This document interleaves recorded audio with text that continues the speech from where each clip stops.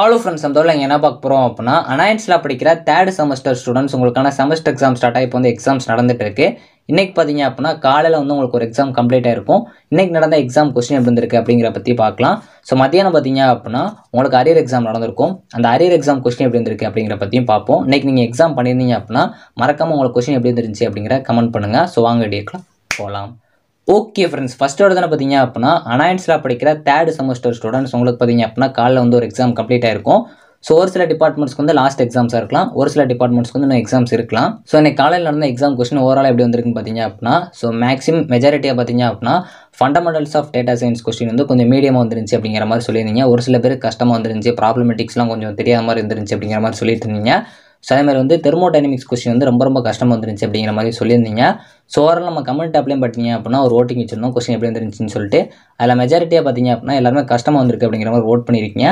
So ஒரு சில டிபார்ட்மெண்ட்ஸ்க்கு வந்து ஒரு சில கொஸ்டின் வந்து கொஞ்சம் மீடியமாக வந்துருந்துச்சு. ஸோ அப்படிங்கிறப்ப இன்றைக்கி ஓவராலாக காலையில் கொஸ்டின் பார்த்தீங்க அப்படின்னா கொஞ்சம் வந்து கஷ்டமாகவும் மீடியமாக தான் வந்து கேட்டிருக்காங்க.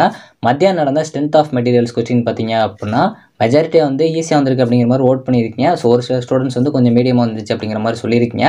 ஸோ ஓவராலாக பார்த்தீங்க அப்படின்னா இன்றைக்கி காலையில் மற்றும் மத்தியானம் நடந்த எக்ஸாம் கொஸ்டின் பார்த்தீங்க அப்படின்னா ஈஸியாக பாஸ் ஆகலாம் அப்படிங்கிற மாதிரி தான் ஓட் பண்ணியிருக்கீங்க.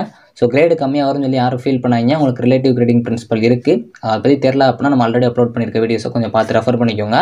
ஸோ எக்ஸாம் நல்லா பண்ணல அப்படின்னு சொல்லிட்டு யாரும் ஃபீல் பண்ணாங்க. மேக்ஸிமம் பார்த்தீங்க அப்படின்னா ஒரு செமஸ்டருக்கு கண்டிப்பாக ஒரு கொஸ்டின் இல்லை 2 கொஸ்டின் கொஞ்சம் கஷ்டமாக கேட்குற வந்து எப்பயுமே வந்து கேட்பாங்க. ஸோ இந்த டைம் உங்களுக்கு 1 or 2 கொஸ்டின் வந்து அப்படி வந்திருக்கலாம். ஸோ அதுக்காக வந்து யார் வந்து ஃபீல் பண்ணிட்டு இருக்காங்க. உங்களோட சீனியர்ஸுமே பார்த்தீங்க அப்படின்னா அந்த மாதிரி கொஸ்டின் எழுதியிருப்பாங்க. இருந்தாலும் பார்த்தீங்க அப்படின்னா இப்போ அவங்க வந்து நெக்ஸ்ட் செமஸ்டர் படிச்சுட்டு தான் இருக்காங்க.